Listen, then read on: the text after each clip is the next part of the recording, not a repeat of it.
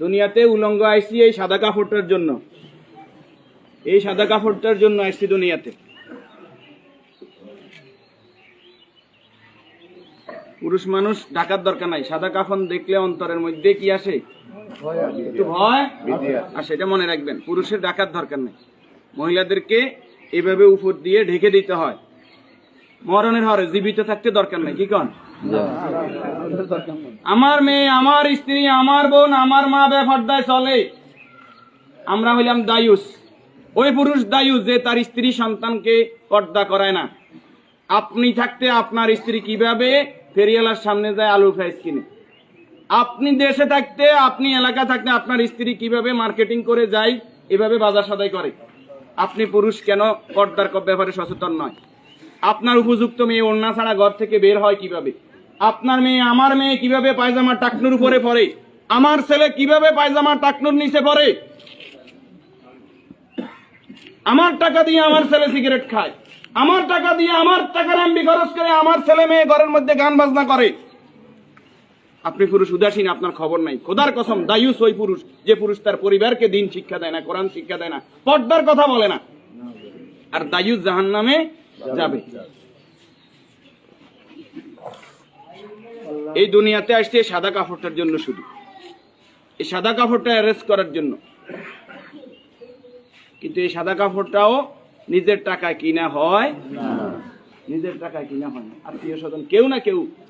আমরা অনেক সময় শুনছি যে 3.5 হাতের মালিক ছাড়া আমি ন, আমি নিজে 8-10টা কবর এইভাবে দিছি যে উনি যে জায়গা দেখাই গেছে এই জায়গায় কবর দিন আর জায়গা দিছি আমাদের বাড়িতে। কথা কি বুঝতে পারছেন? উনি যে জায়গা দেখাই গেছে ওই জায়গায় দিতে পারি নাই বিভিন্ন কারণে। ওই জায়গার মধ্যে হয়তো পুরান কবর পড়ছে, অথবা ওই জায়গার মধ্যে খাদ গর্ত বেশি, পানি হয়ে গেছে।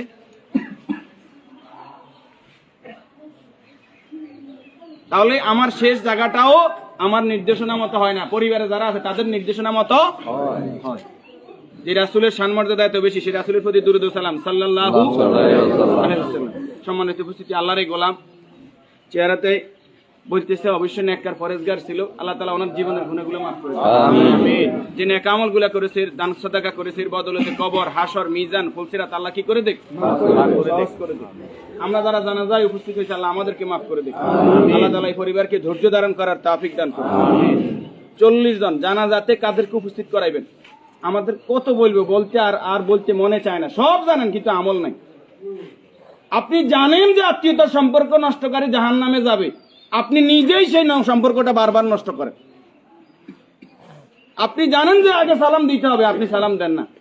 আপনি জানেন যে নিজের জন্য যেটা ভালো মনে করি অপরের জন্য সেটা ভালো মনে না করলে আমি ইমানদার নয়। আপনি জানেন প্রতিবেশীর হক নষ্ট করলে ইমানদার নয়। কই নাই, সব শুধু জানি, আমল করি না। আমাদের মাঝ থেকে আমলটা দূরে সরে গেছে। এই নেককার গোলাম জানাজাতে নামাজি ফরেজগার লোক, শিরিক মুক্ত লোক, আপনার দৃষ্টিতে যিনি শিরিক মুক্ত, এরকম 40 জন লোক যদি দোয়া করে আল্লাহ তাআলা ওই দোয়া কি করে? কবুল করে। 40 জন হাইবেন, আইতেন না। উনি নামাজি ফরেজগার, উনি হয়তো আপনি মনে করেন যে মাজারে সেজদা দেন শুধু কবিরা গুনাহ, মাজারে সেজদা দেন বুঝি শিরক। শনিবার মঙ্গলবার কি শিরক না? শনিবার মঙ্গলবার হিসাব করা শিরক না? শিরক, এটাও শিরক।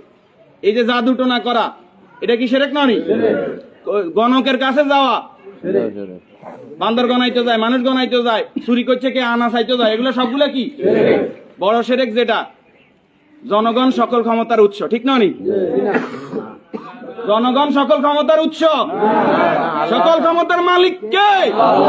তো যেই দল, যেই সংগঠন, যেই রাজনীতি আমাকে বলে জনগণ সকল ক্ষমতার উৎস, এই রাজনীতি করা কি শিরক না? এই জিনিসটা কেন বুঝি না আমরা?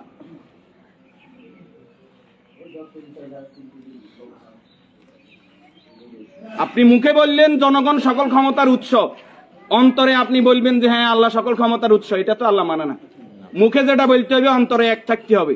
তাহলে সকল ক্ষমতার মালিক কে? আল্লাহ। আর যারা রাষ্ট্র ক্ষমতায় গিয়ে, একজন মুমিন ইসলামী রাষ্ট্র ব্যবস্থার বাইরে যাওয়ার কোনো সুযোগ নাই। যদি আওয়ামী লীগ আবার তওবা ইস্তেগফার করি আই কয় যে আমরা আল্লাহর আইন অনুযায়ী রাষ্ট্র চালাইম, আমরা কইম আলহামদুলিল্লাহ। বিএনপি যদি কালকে বলে যে আমরা রাষ্ট্র চালাইম আল্লাহর আইন অনুযায়ী, কোরআনের আইন দিয়ে রাষ্ট্র চলবে, সৎ নামাজি ফরেজগার লোকরা চেয়ারম্যান মেম্বার হইব, তাকওয়াবান হইব, আমরা বিএনপির সাথে আছি, বিএনপি কে ভোট দেব। যদি জামাত ইসলামী বলে আমরা আল্লাহর আইন দিয়ে রাষ্ট্র চালাইবো, কোরআন চালাইবো, দেশ তাকওয়ার ভিত্তিতে চলবে, রাসূল যেভাবে চালাইবে আমরা তাদেরকে ভোট দেব। যদি চরমরাই বলে তাদেরকে ভোট দেব। আমাদের ব্যক্তিগত কারো কোনো আরস নাই। আমরা এই জমিন আল্লাহর, এই জমিনে আইন চলবে কার? এবার যেই আসুক এই তকমা নিয়ে আমরা তাদের সাথে আছি। রাজি আছেন? আল্লাহ তাআলা আমাদেরকে কবুল করুক। সম্মানিত উপস্থিতি, এই মুহূর্তে